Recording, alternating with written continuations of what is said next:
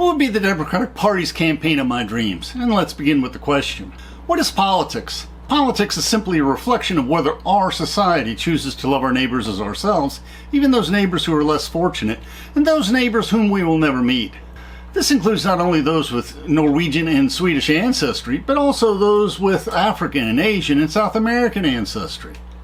Why are Republicans so cruel? Is the Atlantic magazine right that for Republicans, cruelty is the point? Why can't Democrats run on compassion? The electorate must have a clear choice. A vote for Democrats is a vote for compassion. A vote for Republicans is a vote for cruelty. Democrats, do not fear. Your opponents say they are Christians, but they are wolves dressed up in sheep's clothing. Embrace compassion. Compassion is your friend. Embrace immigration. Immigrants made our country truly great. That includes not only immigrants from white countries, but also immigrants from all over the world. Here's one. Don't be cruel. Be compassionate. Send me your tired, your poor, your huddled masses, yearning to breathe free. Vote Democratic. Here's another one. Was Ruth, Jesus' ancestor, an illegal alien? Vote Democratic. Love your neighbor. Ruth was not only a foreigner, but she was also a loose Moabite woman. But she and her Jewish mother-in-law were destitute, compelled to gather sheaves of wheat after the harvest to ward off starvation. Is Luke the woke gospel? Blessed are the poor and hungry. Woe to the rich and satisfied. Love your neighbor. Vote Democratic. Now, many verses in the Bible, and in Luke specifically, teach us to be compassionate to the poor and to the widows and orphans. Democrats, do not fear. Your opponents say they are Christians, but they do not love God and they do not love their neighbor. You can either say love God completely, or you can use the Neoplatonic formulation, seek and love the good. The Republicans seek to paint the Democrats as the party that hates God, accusing the Democrats of being communists. Nothing can be further from the truth. Trump is the one who loves dictators, who loves Vladimir Putin, who loves Kim Jong-un of North Korea. Americans have forgotten their history. Few people remember World War II and the Great Depression. It is now history remembered in history books that are rarely read. Americans must be reminded of the key role Democrats played in forming our democracy. Democrats opposed dictators. Democrats led America in fighting the Nazis in World War II. Democrats under Truman opposed communism. Americans have forgotten how Republicans resisted the New Deal, how FDR and the Democrats rescued America from the Great Depression. It was Democrats who proposed Social Security, FDIC deposit insurance, unemployment insurance, and put Americans back to work. It was Democrats under LBJ who enacted Medicare, which was barely opposed by the Republicans.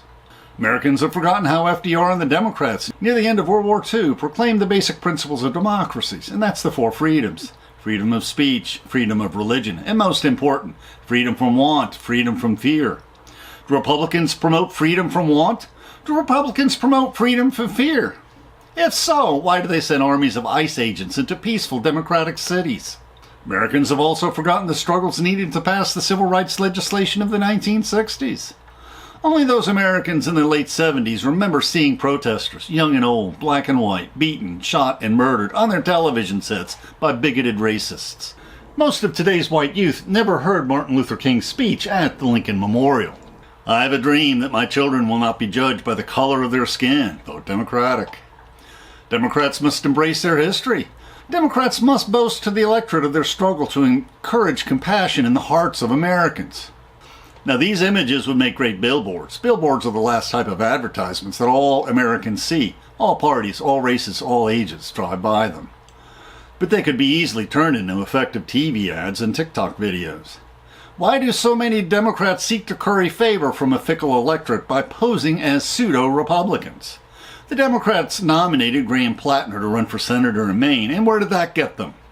Why don't Democrats run on their strengths? Why did Trump win the last election? Simple. The overwhelming reach of Fox News and their ilk have corrupted our politics, bringing out the worst in everyone. The right-wing nut media calls what is right wrong and what is wrong right and pretends that hatefulness is virtuous. For the right, battling wokeness trumps loving your neighbor.